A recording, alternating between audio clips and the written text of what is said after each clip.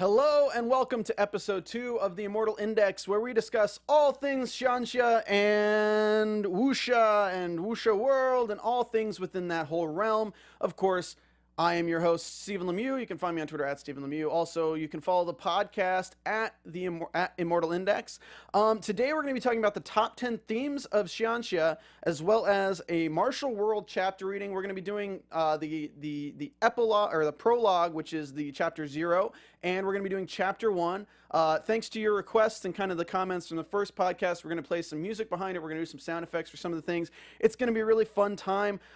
First up for the show, we're going to be talking about why we love the genre of Xianxia. We're also going to be talking about what makes it so addictive. And for our main storyline, which I'm calling our main segment now, it's going to be a discussion on the top 10 themes within the genre. So, you know, we got the auction houses, space rings, pocket realms, prana-like states. Then we're going to be wrapping out the reading. Martial World is one of Cocoon Cow's best works. It's currently being translated by Hyorin Maru. You can check out his Patreon at patreon.com/HyorinMaru. And also, join today to help me out. We have voiceover by a friend of the show, Carrie Lane. You can follow her at Carrie D. Lane. She's going to be performing the voices of You Are in the Martial World prologue, as well as the voice of Mo Eversnow. So they're the first two characters you're introduced to within this story. So it's going to be really cool. But first up, today I want to tell you to go and follow the show on iTunes, subscribe. I love that we already have a bunch of subscribers already and that we've already got some iTunes comments, which we'll shout out later. But please go to iTunes, subscribe, leave a comment. You will get a shout out on the show. And it's a great way to tell me directly what you want to do or what I should discuss or who you'd like to see on the show. So please go do that. So first up, all right, our side quest for today is what I'm calling it, is what is Xianxia, why do we love it, and why is it addictive? So let's take it one step at a time. What is Xianxia? It is and this is straight from Wikipedia, and I'll expand on it a little bit. It is a type of Chinese martial arts novel genre developed within the Wuxia genre that's heavily influenced by Taoism and Buddhism. It's basically a way of making martial arts novel writing supernatural, with more at stake, with more kind of fantasy elements, with dragons and spirits, ghosts, immortals, and magic, all sorts of things. And it usually always centers around one central theme of cultivation of the body, spirit, and mind to achieve greater goals through different circumstances and different situations that threaten the life of our MC, the main character. If you don't know some of these abbreviations that people really use a lot to describe these novels, MC means main character, OP means overpowered. There's a lot of those things like that. There's a lot of novels out there. So you'll see in the Reddit threads, people are like ROTWRT or MW or what's another one? AWE is A Will Eternal. Like, so you kind of have to familiarize with a lot of these abbreviations or you won't really understand what people are talking about, but it's pretty easy to do so by just looking through a lot of the novels that are out there. But I really like Xianxia because it's just very addictive. But to talk about why I like it, it's because there's so many satisfying moments. If I had to tell you why I enjoy it, it's the same reason I like Dragon Ball Z, right? Dragon Ball Z is an anime that takes a lot of the same kind of themes from Wuxia and Xianxia. Like it has a lot of the same elements of, you know, of a main villain of the time growing past your limits to defeat that main villain through training and through different things that have to do with more than just your physical state, but your mental state. And then kind of the battles within are really fun. Xianxia has a great way of doing that as well. So it's preying upon my childhood love of Dragon Ball Z in a way, because as an American, that's what I got introduced to the whole supernatural anime function. But it kind of fills that void that I had in my life, because I'm not a big fan of Dragon Ball Super. But I started reading these, and it's just so addictive. And why is it addictive? That's our third question for the side quest. One word, everybody: cliffhangers. I don't know what it is, but Cocoon Cow, Ergen, I Eat Tomatoes, all these authors are just phenomenal at creating cliffhangers with every single chapter. And it's the same kind of thing that you're reading a chapter and it ends and you're like, well, I have to wait 24, 48 hours, or maybe if you're reading one of the less updated novels, a week for the next chapter, and you're like, I'm going to go to Patreon and spend money to read that, because you're just left hanging on the edge of your seats, which can sometimes suck when it's within kind of an arc that seems like filler. Like, I know A Will Eternal had one about 300 chapters ago with, the whole romance thing with, it's like comedy, but it's also kind of filler arcs. But then when it's at those moments, like the most recent arc on A Will Eternal is like, oh, I gotta read that next chapter. That's why I'm 10 ahead of the rest of public chapters. That's why I can't talk about that novel so much, because I'm so far ahead, because I pay money to be so far ahead.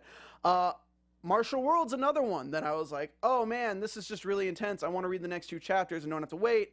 So I throw $5 at the Patreon, so every day I'm 2 chapters ahead of the public releases, so it's really fun, because the cliffhangers just always get you. They always get you, and the writers are just so good at them. So I think if I was to say why we're addicted to it, it's for the satisfying moments, which come from these themes we're going to be talking about in our main topic today.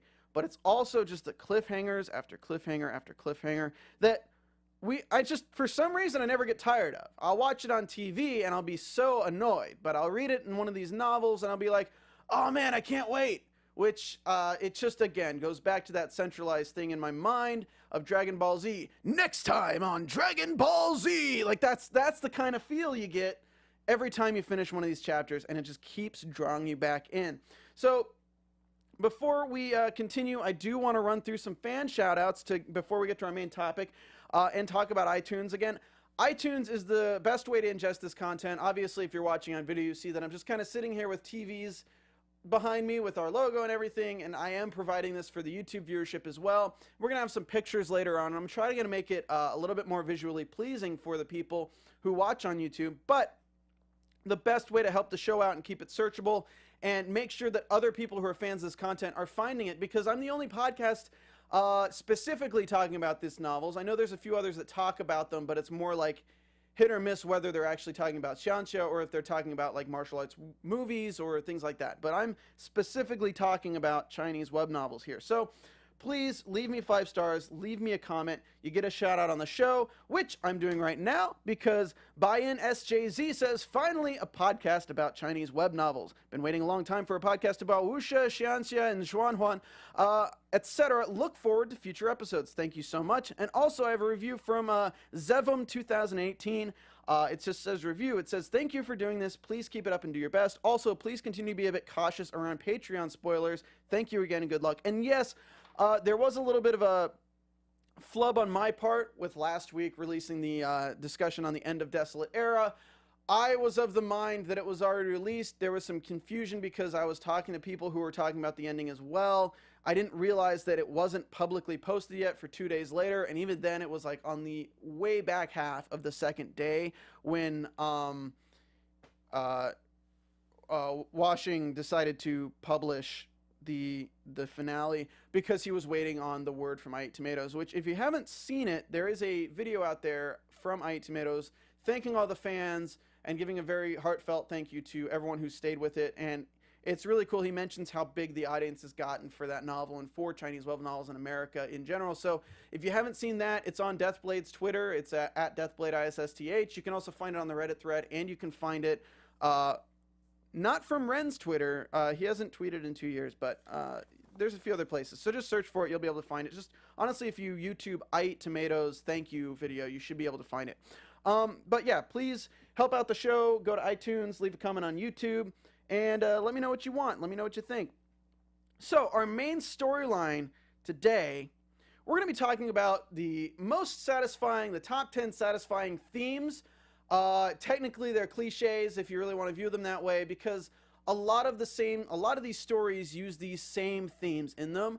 But what I really like is that a lot of the authors still find ways to make them new and inventive and create characters and situations around these themes that you don't see in every single story. So it's the same as a MacGuffin. Like every movie here has a MacGuffin, but it's the way you use that MacGuffin to drive the plot forward and make it entertaining and exciting. A MacGuffin is the main thing the main character is going after. So in these Xianxia stories, it would be to, whether it's to get the girl back, or whether it's I need to defeat this person, or I need to become the strongest there is. I need to reach the apex, right? That's the MacGuffin of a lot of these Xianxia stories. So let's go into it. These aren't necessarily ranked from 10 to 1. It's just the 10 that I really think are the top ones that are used over and over again. Let me drink some water.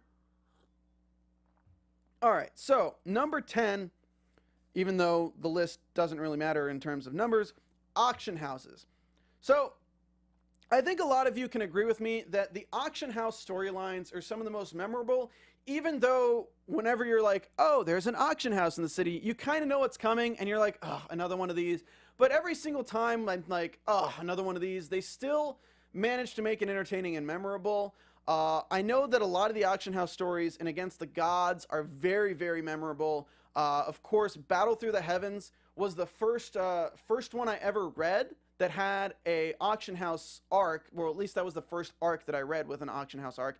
And it's one of the most memorable parts of that story, even in the 850 chapters I've read of it.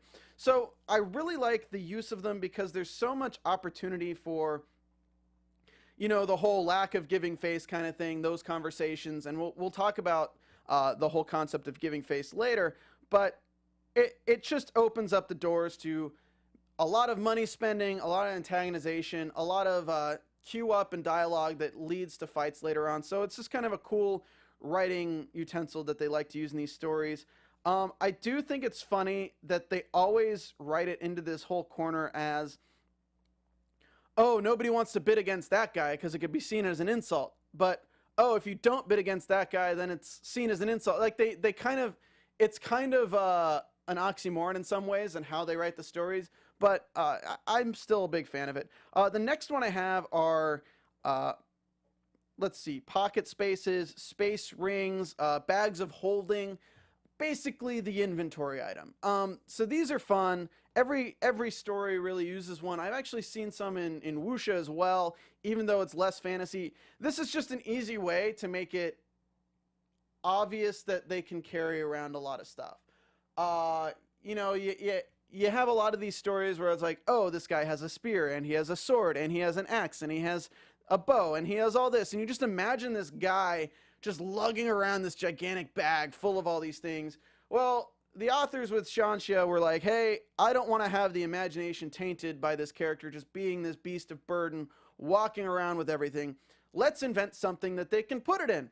So we created these dimensional spaces that you can put items into and you can upgrade. So you have the inventory space of this, or okay, let's upgrade it so now it's a bigger room, or let's upgrade it and give them a super OP one where they can put entire universes inside of it.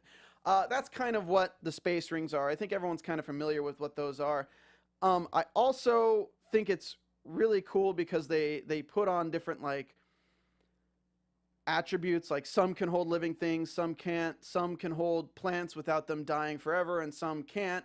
So there's a lot of rules that they've kind of put into these things that can either make the story seem a little too easy, but they can also make things really exciting. Like for one instance, I think Renegade Immortal has a great moment in one of the recent arcs. I won't give a spoiler, but they come across a pocket realm that turns out to actually just be the space ring dimensional space of like some being from a long time ago, but it's like collapsing. So it's like they have to figure out how to get as much stuff out of there, and they end up using it as a trap, which is really cool. It's a really great arc. If you're not reading Renegade Immortal, you should. That's a really satisfying way of using these space rings. So it's a really cool way that all these creators get very innovative with. Speaking of pocket realms, we're very used to the whole there's nine paths to death and one to life. Pocket realms are basically dimensions used to test the MC. Basically, you can have the weak ones, whether it's the sect has its own pocket realm they send people to every 3 years. 3 is a big number in these novels.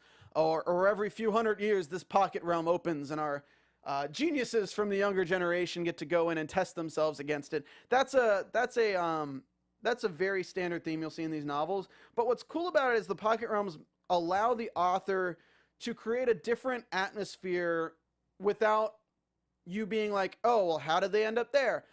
It's kind of similar to, like, suddenly if you're reading a book and they're in a jungle and suddenly they are in the desert, you're like, wait, when did that happen? This allows the author to do that without you needing like the whole, oh, he went on a boat, he traveled for 3 years, he did this.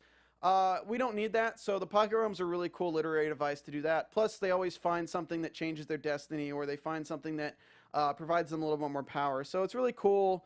You kind of see the same themes within like Diablo 3.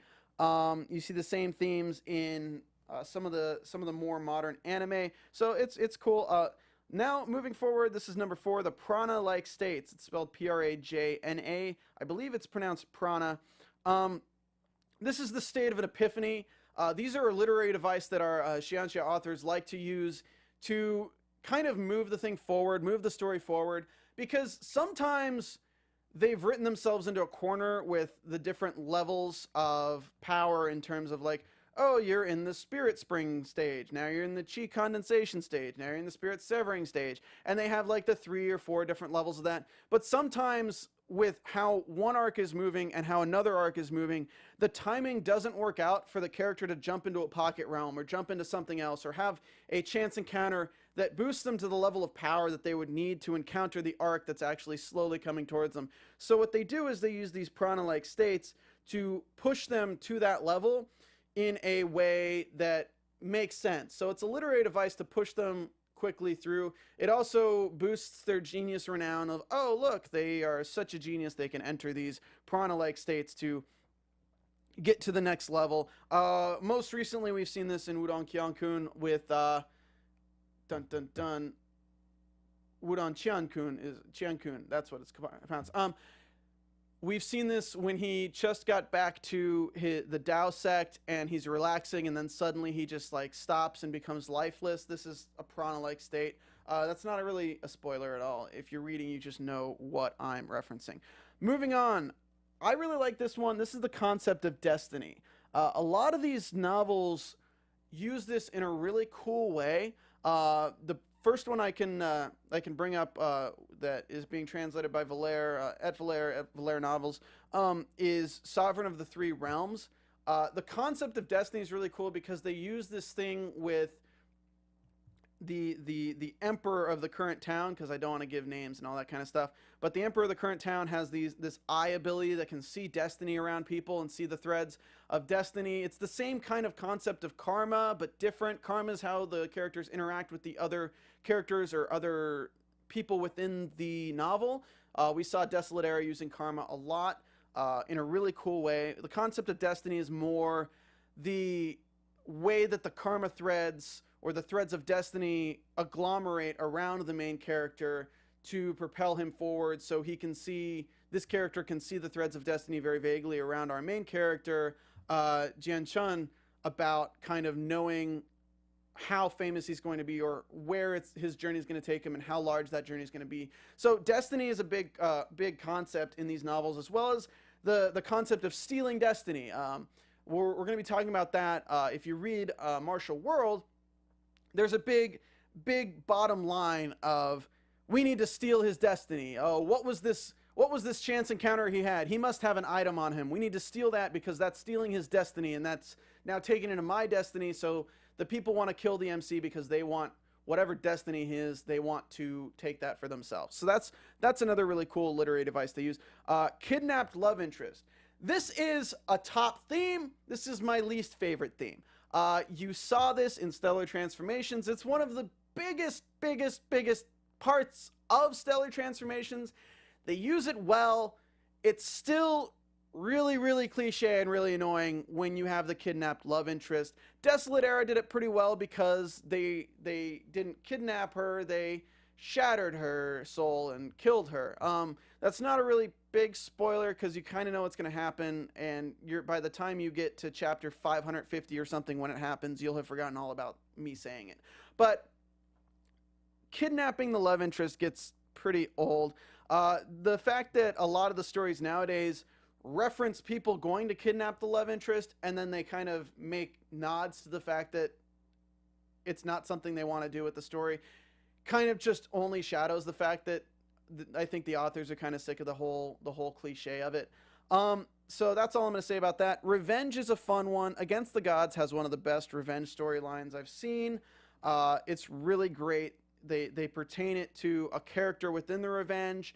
They wipe out the sect, but then the character's still around, so he has his own story. So then you have a villain with their own story that you can side with them on either side of. Then you have the main character against that villain, but they do it a really cool way in that story. And then revenge plots always turn out to have new ways of conceiving them and new ways of ending them, whether it's revenge being like Desolate Era used everyone wants revenge on them for one reason, but then the MC finds out that it was actually being pushed towards that reason. It wasn't actually like them wanting to go do that, so it creates another side to it of the story. So that's really fun. The revenge plots are really fun, especially the short arcs. Like, I always like it when it's just like, let's introduce a villain, let's get this revenge plot, let's have the MC be totally like cruel and unusual and destroy everything and slaughter countless people, and then move on. We always gain some kind of a killing aura from that, which pertains to later on the story, so that's really fun. The next one is Reincarnation. If you're reading Wudong Qian Kun, that uses reincarnation a lot in a really, really, really cool way. I'm excited about getting to the end of it. We got about 80 chapters left in that novel, so I'm excited to see how they run it. But basically, they use reincarnation as a cycle of, once you're up to a certain level, you can submit your soul into the cycle of reincarnation and reincarnate in somebody, and then slowly become yourself again through their soul. Another one that uses reincarnation in a really cool way is Blue Phoenix, and that's just, it inspired me to write a short film in the way they use it, which is really cool. I haven't filmed it yet, but basically it's a way of using reincarnation that usually your soul is just left to sit for millennia as it slowly forgets itself and is wiped clean before it's used again for another person's life. So that's really interesting.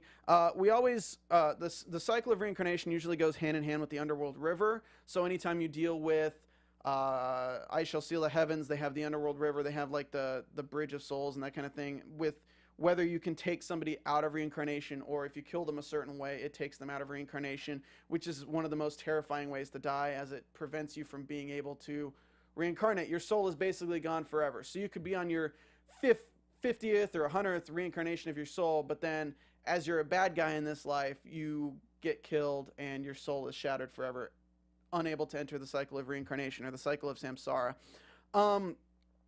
We also see it in I Shall See the Heavens in a really cool way as to how the characters are played, but I'm not going to dive into that because you should read it. Next is Heavenly Oaths. Heavenly Oaths are fun because there's no lawyers in Xianxia novels. And if there's no lawyers, you can't sue people for going back on their words. So we have this new concept of heavenly oaths, or swearing on the Tao, or swearing upon the heavens, or swearing upon your family, but usually you take a heavenly oath to swear upon the family. You see a lot of this in Sovereign of the Three Realms. You see this in I Shall Seal the Heavens. You see this in A Will Eternal. You see this in Wudong Qian Kun. You see this in everything. Heavenly oaths are basically a way to hold a promise to a standard. That means if you break that promise, you either die, or you're struck by lightning, or your entire family of 3 generations is killed, or your entire sect is blown up. All sorts of things. So these are kind of fun to play with. What I really like is how the authors create these and then find ways to subvert them. Warlock of the Magus realm has a really cool way of dealing with the heavenly oaths, where they have different deities, such as the one-eyed fly and those kind of things, that you can swear the oath, but then you can use some aspect of another deity to hide it, like the bird of filth in Warlock, where you can hide the heavenly oath and subvert it. So the authors can play around with these a lot, which makes it really fun. Or in some cases, let's say somebody makes an oath on their soul. This just happened recently in Sovereign of the Three Realms, where they make an oath on their soul, but they're actually just a puppet being controlled by somebody else. So there actually is no soul within the person making the oath. So that's really fun. They do a really good job of doing that. Now, this one actually is the #1 reason why I really one of the themes that I really love Xianxia for is Chinese idioms and the sayings. I love these. These are so much fun, and I'm going to go ahead and kind of shout out some of my favorite ones. I really like frog at the bottom of the well. I like this whole concept of there's always a taller mountain. There's always somebody who is more powerful, more rich, more famous than you are. So when you find that out, you realize, oh, you're just a frog at the bottom of the well. It's like kind of the concept of if Kanye found out that the Illuminati was real. It's like, oh, Kanye thinks he's the most rich person in the world, blah, blah, blah, blah, blah. But then, oh, wait, no, there's this whole people in the government who have billions upon billions of dollars. It's like, oh, you were just a frog in the bottom of the well. I don't know if that was the best analogy to use, but I just think it's kind of funny. I do want to shout out that Deathblade's right now been posting all these different idioms to his Twitter, which is really fun. One of them, a powerful dragon cannot crush a snake in its element. Even a powerful man cannot crush a local bully, a local gangster above the law. Like, that's a really fun one. Let's see here. Here's a great one. It is difficult to depict the bones of dragons or tigers in a drawing. Basically saying, you know, you could see a drawing of a serial killer or a picture of a serial killer and not know that they're a serial killer because you can't kind of see the person they are through the picture. You could see just a smiling person and they could be the most unhappy person in the world. So that's a really fun one. The favorite one I have, I think, from I Shall Seal the Heavens was, it's better to be on the head of a dog than the tail of a dragon, which is something that has really like kind of helped me stay grounded in life with, you know, where I am, because it's like you could go work for one of these gigantic corporations like Microsoft or Yahoo, and in the end you're just going to be like a little lackey or a little AP or something, or you can be the higher up at a smaller company or even run that smaller company and have a lot more decision making, so you'll be more happy, you'll have more freedom, and you're not beholden to as many people above you. So that's what I really like about that saying of it's better to be the head of a dog than the tail of a dragon. So a lot of these idioms, if you want, tweet me your favorite idioms that you came across in these stories. There's so many of them, and they're so cool and logical because they're all from like the Confucian sayings. They're all from like long time ago. So it's all got these really great meanings behind them. So tweet at the show, at Immortal Index.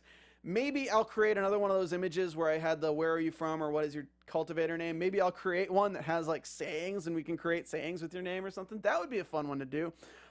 Runner-ups to this list, flicking sleeves. Everyone sees flicking sleeves in these stories. That is a big theme where if somebody's pissed off or they can't talk, they can't like say what they want to say, but they still want to show that they're upset, they'll flick their sleeves and walk away. It's just like an old ass thing back from when everyone was wearing the traditional Chinese garbs. They had these long flowing sleeves, these long robes, so you could just flick it and have your exit, your dramatic exit. Also, another thing that got a runner up to the list was giving face. You'll see this in all the stories as well. Giving face is just kind of like showing respect when you're shown respect. That's the kind of simplified concept of it.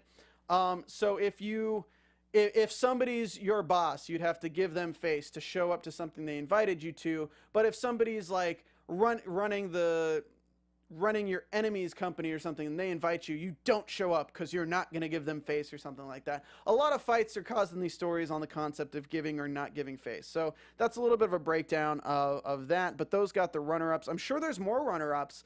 I'm sure there's more things that I could have talked about on this list for sure. I mean, even the cultivation systems are themes in these stories that we could go over, but there's so many different types of them. There's the body transformation system, there's the soul cultivation systems, there's the spirit cultivation systems. Every story kind of has its own, so I didn't really want to dive into that because that's kind of like a whole episode on its own. First up, before we move into today's reading, I do want to give a shout out to AfterBuzz TV. I work for AfterBuzz TV. It's a network I've been with for 6 years, so it's been really great to grow it to what it is today, and this space is all paid for and covered by AfterBuzz TV. So if you're looking for TV discussion, fan podcasts, YouTube videos, special guests, if you want to hear interviews with the stars of your favorite TV shows, please go to AfterBuzzTV.com or check out any of the podcasts online by just searching AfterBuzz TV in the show. So we just started the Westworld After Show yesterday. We have the 13 Reasons Why After Show. Obviously, we got one for Krypton where we just had the 2 main leads, and you can win a signed hat if you check that one out. So go ahead and just Google AfterBuzz TV or find your favorite shows on YouTube through doing that. And thank you, AfterBuzz TV and Kevin Undergar and Marie Menounos for providing everything they do here. Cool. So we're going to get into today's reading. So one of the biggest requests I had for last week, because people liked the reading last week, but they liked the music, but they wanted sound effects. So I found some sound effects.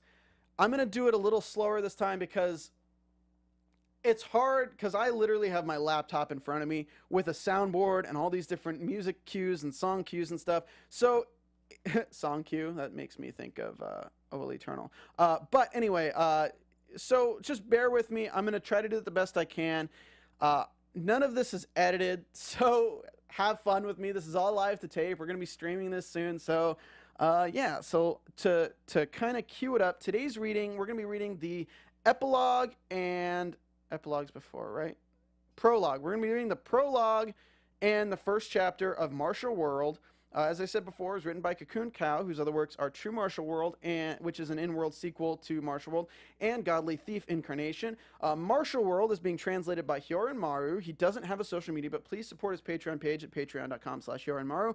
He's very up-to-date with his releases and is very organized with tier-based Google Docs and Dropbox folders. He does a really great job with his Patreon supporters, and this is one of my favorite reads right now. Literally, it releases at like 3 or 4 in the morning. And sometimes I try to stay up just if I'm like really excited about the next chapter. I'll stay up just to get that update to read it. If you just finished Desolate Era and need to fill that void with a great story, Martial World is like over 1,100 chapters in right now. I didn't look how many it has more left, but it's definitely one to check out. Disclaimer real quick. I am an American. I was born in North Carolina and I live in California. I am not a Chinese speaker in any sense of the word. I try my best with the pronunciation of the names. I've looked up different videos and different things to try to say them right, to pronounce them right. Deathblade's been helping me out with that. YouTube's been helping me with that. Usually if I just look at it and say it, I can say it right. But when I'm reading these chapters, sometimes I'll flub a little bit. Today we're going to be using the names of Tian Mingse, Yu R, Lin Ming, Len Yunyu, Zhu Yan, and Lin Xiaodong. Those are the names we're using within these first 2 chapters. The first one, we're also going to be using Mo Eversnow, but that's actually pretty easy to pronounce because it's Mo Eversnow. But yeah, our special guest voiceover will be formed by Carrie D. Lane, who will be playing the voices of UR and Mo Eversnow. You can follow her on Twitter at Carrie D. Lane. So, let's go ahead and get this ball rolling. I'm going to go ahead and set the scene because we're in a snowy place. So let's roll in some snow sound effects. Oh, listen to that. That's some snowy business going on. You know what? Like, this is actually like a really desolate world. So let's get some rumbling in there because tons of things going on. So, this is the first chapter, or this is chapter 0 of Martial World. In the vast and limitless expanse of mist and snow, endless ice shards swirled in the wind and collided in a violent maelstrom. Sub-zero temperatures chilled one's bones to a freezing cold temperature, as if it would turn even one's very soul into nothing but ice. Here was the Snowfall Realm. Within the myriad dimensions of the realm of the gods, it was a bleak and hopeless land of endless blinding white tundra. From one year to the next, there was nothing but desolate snow and the bitter cold. Within these bleak fields of ice, the wind picked up, and dozens of ice shards whistled through the air, revolving and condensing in a vast eddy. Within this current, a shimmering mercurial veil bloomed into existence, and in the next second, a woman in sapphire blue dress emerged. The woman's aura was like that of a regal queen. Her raven-black hair flowed like a river of the purest ink. Every inch of her body exuded an aura of holiness. In this desolate wasteland, it was as if the most beautiful pure ice lotus had fully bloomed. The only flaw in her otherwise perfect features was a thin stream of bright red blood that dripped down from the corner of her red lips. The mercurial veil began to fade, and the woman spat out a mouthful of blood. It was as if this beautiful ice lotus was wilting. Big sister! A girl's voice resounded clearly in the crisp air, and a shining white light flew from the woman's body and condensed into the shape of a frantic young girl. Sister, are you all right? Do not worry. The blue-clothed woman beckoned with her hand. She had already suffered a grievous wound and had forcefully shattered the barriers of space and time in order to pass through the limitless void and the infinite night to arrive at a different dimension within the realm of the gods. This had caused her previously serious injuries to compound even further. Where is this? The sapphire blue-clothed woman asked. The young girl pulled out a jade slip and probed it with her divine sense. Sister, we've arrived at the Snowfall realm. Snowfall? The sapphire blue-clothed female said with a trace of shock before she sighed. Of the 3,000 worlds within the realm of the gods, I've traveled through the infinite void to countless lands. I fled, but to think that I would end up in the one place I didn't wish to go. She laughed bitterly. My name is Mo Eversnow. Snowfall, snowfall. Here I too will fall. Big sister, we... The young girl began, but the air trembled and a massive amount of energy poured into the air. In the next moment, space began to be ripped open as if it was torn asunder by a pair of cruel hands, and a black-clothed man walked out from the void. The young girl saw this man, and her complexion greatly changed as her words fell silent. The black-clothed man had an outstanding appearance that was incomparably handsome. Only both his pupils were a vivid blood red, which lent him a somewhat savage appearance. He looked at Mo Eversnow and lightly smiled. Saintess, Your Highness, we meet again. Mo Eversnow was eminently calm and resolute. Although she'd expected her enemies to be pursuing her, she hadn't expected them to catch up so quickly. The man continued. Saintess, Your Highness, I apologize for the events having come this far. It's truly regrettable that your verdant feather Holy Lands was destroyed. As for that, I had no choice. I was helplessly forced to do so. For existences such as you and I, with our cultivations, there's nothing in this world that is beyond our reach. The only thing that you and I desire is to reach the pinnacle of power and to be eternal existences. I would like to request Saintess to kindly hand over the divine magic cube. We can cultivate together and study the secrets of the magic cube until the end of time. How about it? Mo Eversnow began to revolve the supernatural divine power within herself. She coldly said, Cease your meaningless words, Tiang Mingxi. You may have destroyed my verdant feather Holy Lands, but if you want to kill me, then you'll have to pay the blood price. Is that so? Then I'll have to give it a try. The man called Tianminse seemed disinterested. He casually waved his hand and an ancient pagoda appeared in his palm. This was the catastrophic spirit treasure, the God-sealing pagoda. It was capable of sealing gods and binding demons, as well as being a vessel that could hold tens of thousands of warriors. Just half a month ago, this man had used this God-sealing pagoda to transfer over 10,000 powerhouses from the realm of the gods and had suddenly appeared within the verdant feather Holy Lands, leading to its ultimate destruction. Tianmingse threw the God-sealing pagoda into the air. Golden lights sparkled outwards and 10,000 powerhouses appeared in the world of snow. The entire sky was completely covered with ominous shadows. Over 10,000 people stood in the void, casually staring with indifference at the two women that were isolated and helpless within the endless expanse of ice. Mo Eversnow saw this, and the corner of her lips panned upwards in a condescending sneer. She had been waiting for this moment. Netherworld Holy Land, Primordial Universe Holy Lands, Ancient Laguna Palace, Crimson Blood Demon Island. Since you plotted together to destroy my verdant feather Holy Lands, then today, even at the cost of my own soul, I'll bury you all here. Tianmingse said, Mo Eversnow, I respect you and admire your strength and talent that defies the will of the heavens. But now you've been seriously wounded. In face of these 10,000 powerhouses from the realm of the gods, you have no chance of winning. I'll give you one path. Surrender the divine magic crystal cube here, and I will let you and your sister leave alive. Mo Eversnow ignored him.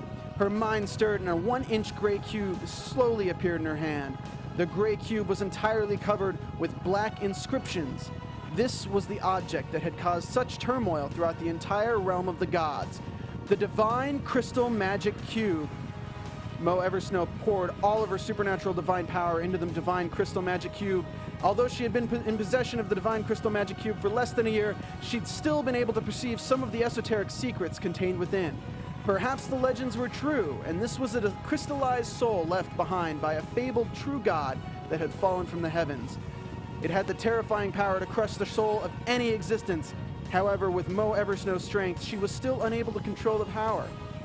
If she tried to, even her old soul would be devoured by this divine crystal magic cube. You are? Don't resist. Big sister! The young girl didn't know what Mo Eversnow was planning on doing, but at this moment her entire body became covered in a layer of light. This light broke through the void and sent her away. First, Mo Eversnow had to send off her little sister. This was because once the forbidden power of the magic cube was unleashed, every single soul around would be sucked in and shattered apart. This was also the reason that she hadn't used this forbidden power within the Verdant Feather Holy Lands. Haha, you want to send off your little sister? How could I let you do as you please? Tian Mingxi's hands twisted together, forming countless seals that would freeze the void within a 10-mile radius. But at this moment, his expression changed. A terrifying power seemed to be condensing within the divine crystal magic cube in Mo Eversnow's palm, causing him to feel a soul-trembling fear from the core of his very being. This is... Tian Mingxi's heart raced, and his seal-forming patterns changed. He sensed a life-or-death crisis heading towards him.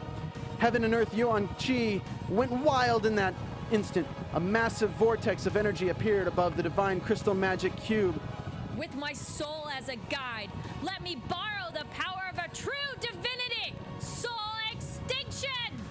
Mo Eversnow calmly and coldly spoke these words. In the next moment, her body was transformed into dazzling specks of starlight. Her soul and consciousness were turned into streams of light that were completely absorbed into the divine crystal magic cube.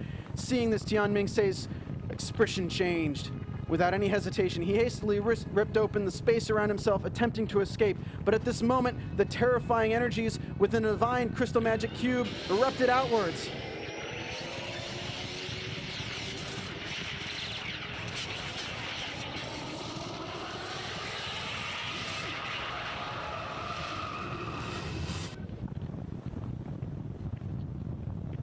It was as if a star itself had exploded, and all of the space around, like a thin strip of paper, was torn apart.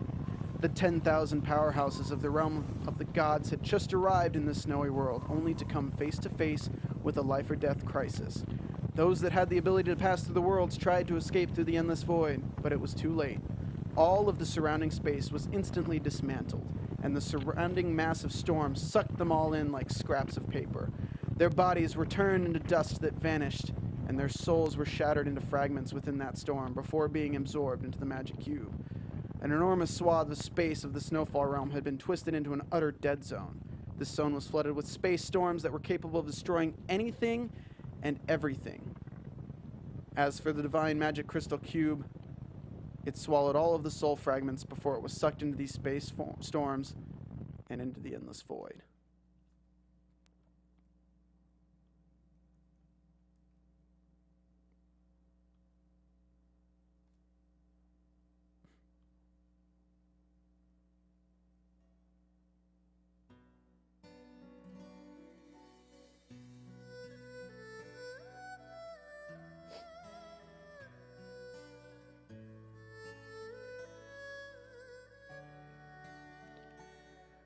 Within the Sky Fortune City, the capital of Sky Fortune Kingdom, the Seven Profound Martial House stands before the greater Zhou Mountains. The Seven Profound Martial House, it is the martial house set up by the Seven Profound Valley, a martial arts sect with over 600 years of heritage. It was also the only martial house set up by them in the Sky Fortune Kingdom. As largest martial house, the Seven Profound Martial House possessed a great number of legacy martial skills and martial arts masters as tutors. It was only natural that it would become a holy land for many young aspiring martial artists. Correspondingly, the entrance qualifications for new recruits in the Seven Profound Martial House was set an exceedingly high threshold. It would not be an exaggeration to say that only 1 in a million were able to qualify. Under the scorching heat of summer, a young boy stood within a forest of the Great Zhou Mountains. Both his fists were wrapped up in strips of cloth as he stood bare-chested before a rough-looking big tree. He threw punch after punch, striking heavily against the tree trunk.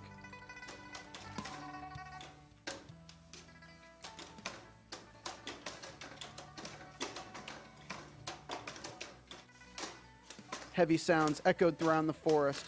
The layer of thick bark on the large tree that was struck had sunk downwards noticeably, exposing its grayish wooden texture. On its surface, traces of blood could be seen. This young boy's name is Lin Ming. He possesses a third-grade martial talent. In the Sky Fortune Kingdom, half of its citizens have no martial talent to speak of and weren't suited to walk the road of martial arts. As for the other half, at least 80% of them have a first-grade martial talent.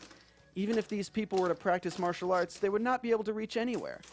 1 in 10 of the remaining people would have a 90% chance of having second-grade martial talent. If these people were to be diligent in their practice of martial arts, they would have a chance to accomplish something in life. However, becoming a master of the martial arts world would be near hopeless for them.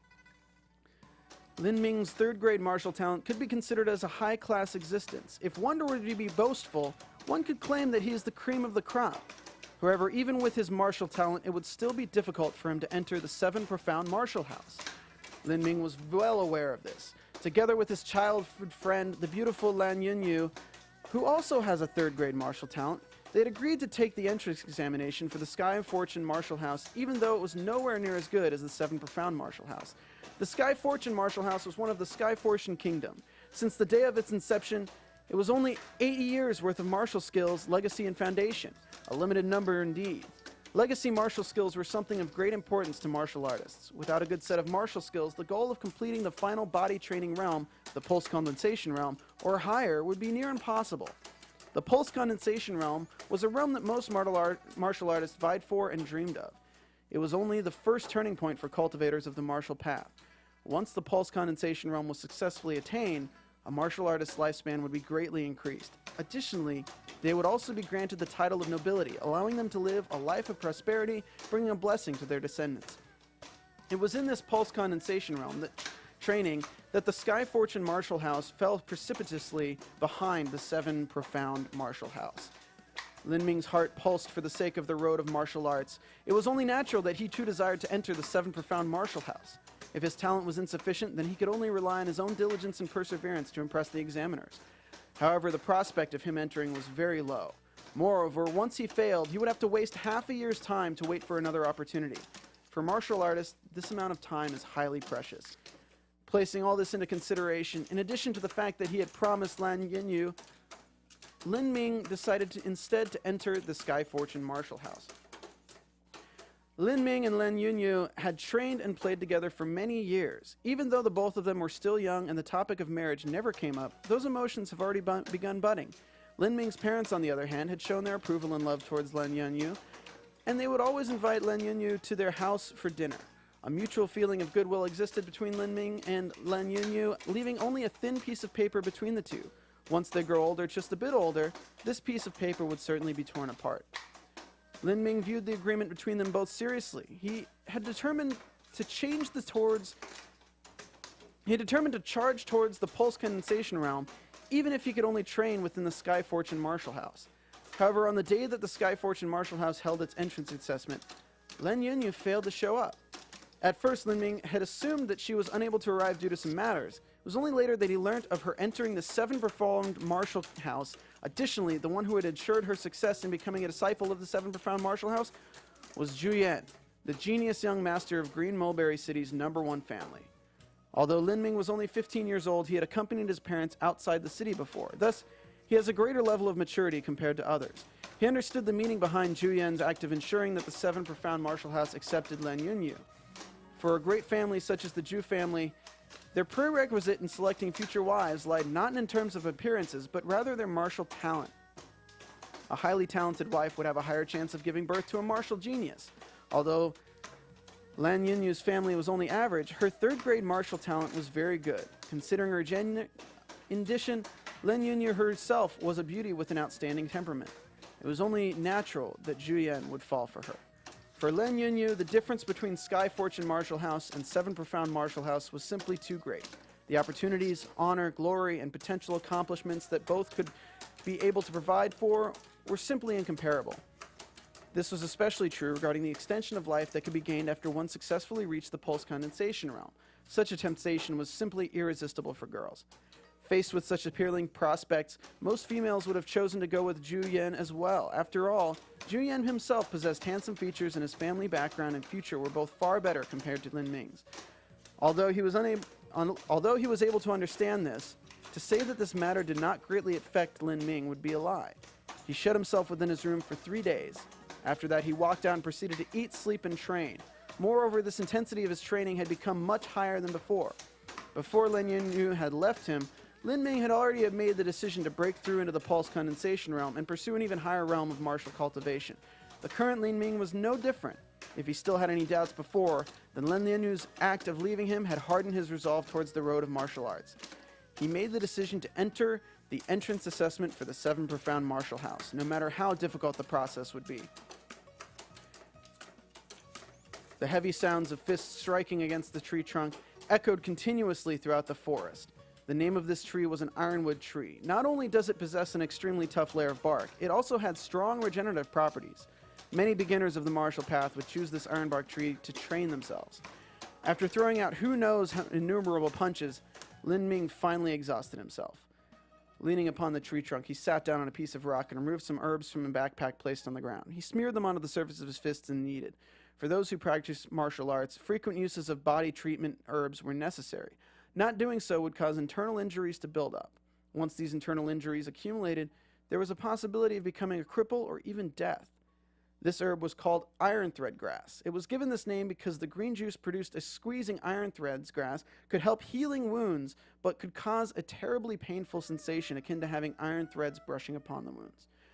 Lin Ming grit his teeth, and as he endured the pain, he retrieved a white cloth from the backpack and rolled it around his fists, bandaging it.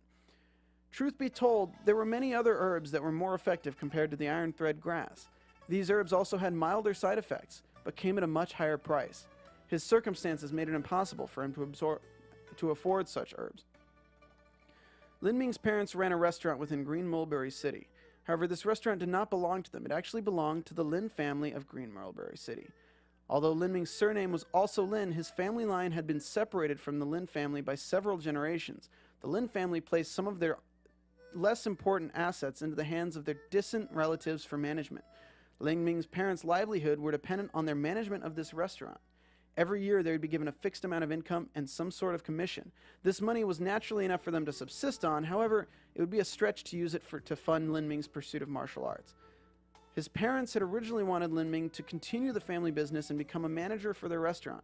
However, seeing Lin Ming's ardent devotion to the path of martial arts, they instead chose to take out all their savings for him to purchase healing herbs. Since then, Lin Ming's family savings had decreased bit by bit, but he, on the other hand, had remained at the first stage of body training. The body training stage was the first realm for those who pursued the road of martial arts. It involves the tempering of their bodies and was separated into 6 stages. The first stage was strength training, second was flesh training, third was viscera training, fourth was altering muscle, fifth was bone forging, and sixth was pulse condensing.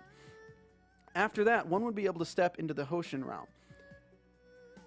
After applying the iron thread grass juice onto his wounds, Lin Ming rested for 1 hour to allow his wounds to absorb the medicinal properties of the herb. He then straightened himself out and was about to continue training his fists when a fat youth walked into view. This fat youth was carrying a longsword with him. Seeing him, he grinned and spoke. "Brother Lin, today is the registration day for the entrance examinations of the 7 Profound Martial House. Did you happen to forget about it? Why are you still training your fists here?" This youth's name was Lin Xiaodong. He was slightly younger than Lin Ming. Growing up together, the two of them had a very strong bond of brotherhood. Lin Xiaodong was a direct descendant of the Lin family. However, even for direct descendants, there existed a ranking system. As it happened, Lin Xiaodong was part of the lowest ranked one. As for Xiaodong's parents, they were too engaged in business and had a close relationship with Lin Ming's parents. After seeing Lin Xiaodong, Lin Ming turned his attention back to the tree trunk and said, "The beginning part of the registration will have too many people. The queue could take up to 2 to 4 hours. Going there now would be a waste of time." "Damn it, you won't even let go of this small amount of time. Do you really have to go that far?" Lin Xiaodong exaggeratedly said and walked up to the tree trunk. Looking at the hollows caused by the fists and the traces of blood that stained the wood, he turned to see Lin Ming's bandaged fists. He then let out a sigh of disappointment. "You really are crazy. To be able to damage ironwood bark wood to such an extent. However, with your training methods, iron thread grass alone won't be enough. If you keep this up, your hands will become crippled." Lin Ming didn't respond. The road of martial arts was a constant struggle against the heavens. Considering his third-grade martial talent, reaching the 6th stage of pulse condensation would be incredibly difficult. If he did not give it his all while he was young, then he would have no hope of achieving his goal. Once he had given it his all, there would be no possibility of becoming a cripple due to the accumulation of eternal injuries. However, there was also the possibility of him attaining success before that happened. And once he could successfully enter the pulse condensation realm, he could attain true primal tempering of the body, and the internal injuries would vanish. For Lin Ming, this was a battle with his back against a raging river. This was also a gamble with his life on the line. Lin Xiaodong sighed and pulled out a bundle from his bosom. He unfurled the bundle layer by layer and said, "Brother Lin, take this." Lin Ming turned around and was shocked to find a bloody crimson-colored ginseng lying upon the cloth bundle. Judging from its appearance, this strain of blood ginseng was at least 100 years old. It was a high-grade medicine used for mending wounds and nourishing blood. A thin slice was enough for each use. In addition, the powerful healing properties of the blood ginseng were very gentle. This blood ginseng should be worth at least 150 gold tiles, the equivalent of Lin Ming's family's annual income. Lin Ming froze and he shook his head. "I cannot accept this blood ginseng." Even though they were close brothers, this blood ginseng was simply too expensive. Lin Xiaodong's position within the Lin family was very low. Even though his family situation was much better when compared to Lin Ming's, it would still be far from comfortable if their income were used to supplement Lin Xiaodong's martial training. Lin Xiaodong forcibly pushed it into Lin Ming's hand and said, "I bought this blood ginseng for you. You know how I train. I fish every 3 days and dry the fishing net every 2 days. My body's injuries are no more than a fart's worth. Using this would be a waste. If you refuse, then I would have bought this for nothing. I do not have much ambitions in life.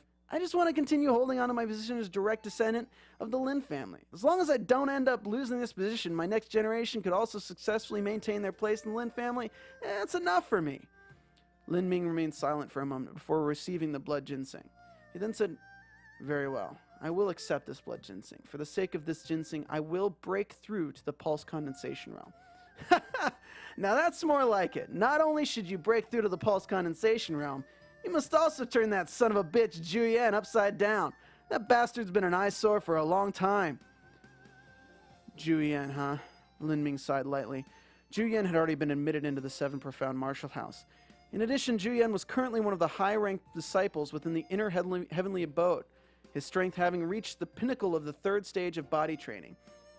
Even so, Lin Ming had set defeating Juyen as his objective. This decision was not due to Lin Yunyu, but rather due to his pursuit of the martial path. This path required him breaking through one threshold after another, conquering one mountain after another. As for Juyen, he had the honorable spot of being the first to be conquered. At the base of the Great Zhou Mountains lied a stretch of buildings extending up to 20 miles in length. This was the area of operations for the 7 Profound Martial House, and today was the day of registration for those who wished to take the 7 Profound Martial House's entrance assessment. A crowd was gathered on the field before the 7 Profound Martial House. Even though Lin Ming and Lin Xiaodong had deliberately chosen to arrive late, they came to realize that they had underestimated the number of applicants. The applicants were all lined up in 3 lines, with each line extending up to several meters in length. Judging by the current queue, 1 hour would be needed before the registration could be completed. We'll have to wait. Lin Ming nodded his head. Hey, there are a few people here. Lin Xiaodong pointed towards a small gate nearby. There were only a few people there. Furthermore, the ground was also paved with red carpet. That place is reserved for nobles. Lin Ming noticed the writings on the sign. Since the 7 Profound Martial House was built upon the grounds, buildings and resources of Sky Fortune Kingdom, it was only natural for them to give some face to the elite classes of the kingdom. In fact, many of the Martial House's affairs would be handed over to the elites to manage. One such example was today's registration for the entrance examination. Damn it! Lin Xiaodong muttered in discontent. Nobility was something that only the imperial family could grant and could be inherited. Even though the Lin family is a wealthy family, it was not a noble family. Lin Xiaodong was cursing off at the nobles while consoling himself when the doors of the gate opened. 2 young men strode out from the gate. One of them was wearing blue clothes with a long sword attached to his waist. His hair was tied up into a gold-colored headpiece, and he had a handsome appearance. Seeing the appearance of this man caused Lin Ming to frown. This was none other than Juyen. The Zhu family's daughter had married into the imperial family and become the emperor's favorite concubine. With this advantage in the royal family, the Zhu family soared to become the #1 family within Green Mulberry City. Moreover, They were also granted the rank of nobility, thus allowing Juyan to ensure Lin Yunyu's admittance into the Seven Profound Martial House. Damn, we ended up meeting a detestable person, Lin Xiaodong muttered unhappily. Juyan was walking side by side with another young man. A few other nobles waiting outside then chose to follow the two of them. It would appear that Juyan was bringing the other young man to register. The two of them continued walking forward. At this rate, it was inevitable that Lin Ming and Juyan would bump into one another. With his current position and strength, it was possible that he would end up suffering badly if they were to bump into one another. But Lin Ming chose not to run and instead looked forward in a calm manner as Juyan approached. Juyan's pace was disrupted after catching sight of Lin Ming and Lin Xiaodong. His first reaction was that of shock. After that, he frowned. Seeing Lin Ming made him feel uncomfortable. Although he had snatched away Lin Yanyu, she had refused to engage in any acts of intimacy before their wedding. Clearly, Lin Ming still existed within her heart, not to mention her feelings of guilt. The only reason she had chosen Juyan was because the Seven Profound Martial House. As a man, Juyan was unable to tolerate the fact that his future wife's heart remained within the grasp of another man. "You are called Lin Ming, am I right? How unexpected you would actually follow us all the way here. You, with your mere cultivation level of first stage in the physical training, want to take the test to enter the Seven Profound Martial House?" The meaning behind Juyan's words was obvious. He would never allow Lin Ming to enter the Seven Profound Martial House, even though Lin Ming's strength was of no threat to him. Lin Ming's existence within the Seven Profound Martial House would make it impossible for Lin Yanyu to forget Lin Ming. Whether or not I manage to pass the assessment is my own problem. I'm not here for as a result of following anyone. I'm here to do my own pursuit of the road of martial arts. The road of martial arts? A mere above-average talent like you dared to utter the word of pursuing the martial path? Insolence! Having said that, Juyan's finger released a light sound. After that, his light, long sword shot out from its sheath. Juyan grasped onto the sword and slashed the air, releasing an intense sword energy which created an air-splitting sound. A barely visible wave flew outwards, directly cutting down half the canopy of a nearby tree. The sounds of whoosh, whoosh, whoosh could be heard as a large number of branches and leaves fell to the ground. The people around all stared with bulging eyes. Most of them were roughly the same age as Juyan and were not that much younger. However, Juyan's accomplishment in the martial way had left them far behind. The reason Juyan unleashed this sword slash was to give Lin Ming a mental blow and show them the disparity between the two of them. "I'm a 4th grade martial talent. I began training in martial arts since I was 12, consuming countless medicinal pills in the process, and have now entered the Heavenly Abode Sword Sect, within the Seven Profound Martial House, no less. I am currently at the pinnacle of 3rd stage body training. Even so, I am barely at the start of the road of martial arts, and yet someone like you with a mere 1st stage in physical training dared to talk about the road of martial arts?" Juyan's manner of speech was so arrogant it caused Lin Xiaodong to become enraged. "Surname Lin Chu? You're simply someone born 2 years earlier than us. What are you boasting about? If our ages were reversed, this senior would use just one hand to toss you away." Juyan frowned and turned to look towards Lin Xiaodong. He took a step forward. The primal energies within his body exploded outwards, and he asked, "Who are you?" Due to the oppressive pressure sent out by Juyan, Lin Xiaodong's words were stuck in his throat.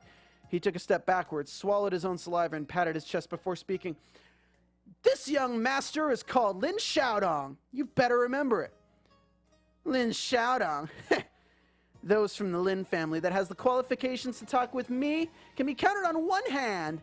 What makes you think a clown like you has the qualifications to speak to me? That includes you, Lin Ming. If not for Lin Yanyu, you have no qualifications to talk to me at all. I'll give you this advice. A man must know his own limits. Someone like Lin Yanyu is not someone that you could match up to. A female with grade 3 martial talent with good looks and bearing is rare within Green Mulberry City. Most of them would only appear in great families. However, considering the conflicts of interest between the great families, they would never allow their talented females to be married off into the other families, leading to the strengthening of their rival's bloodline. Thus, most great families would request that the male side marry into their family. This was the reason why Chuyan said that. 1,000 gold taels. From today onwards, I do not want to see your face again, Juyan said as he pulled out a stack of gold bills from within his sleeve. The people around were rendered speechless. 1,000 gold langs was a very high sum of money, enough for a martial artist in the physical training stage to buy up the necessary high-grade herbs for training usage up to 3 years. 1,000 gold taels? Do you take us for beggars? Lin Xiaodong pushed back the stack of gold bills. Truth be told, he was simply putting on a brave facade. Even for him, 1,000 gold taels was a huge sum of wealth. Juyan flicked his hands, and a powerful repelling force knocked Lin Xiaodong away. Juyan coldly stared at Lin Ming, awaiting his answer. Lin Ming took a deep breath before speaking out in a slow yet powerful tone. Juyan, I am not your match in terms of talent. I am even less so in terms of family background. However, the cultivation of martial arts does not depend only on talent and financial support. There is even more important factor, the heart of a martial artist. Your cultivation of martial arts is done for the sake of wealth, status, and vanity. However, my cultivation of martial arts is done for the sake of pursuing the road of martial arts. The road of martial arts does not exist for those with talent. It does not exist for those with the authority, and it does not exist for those with money. It exists for those whose heart beats for the sake of martial arts. There will come a day when I surpass you. He reached the end of his sentence. Lin Ming spoke out each word with emphasis and in a clear voice. Everyone who was standing nearby could clearly make out what he had said. A third-grade martial talent wanted to chase after a fourth-grade martial talent. In addition, there was an enormous gap in terms of background between them both. This brat had gone mad! Hearing Lin Ming's words, Juyan became momentarily stunned before laughing at. Good! Very good! Indeed, I'll be waiting for you. After saying that, Juyan kept the stack of gold bills. With a whoosh sound, the long sword returned to its sheath. Juyan then gave Lin Ming a long look before turning away. Alright, and that's how Martial World begins.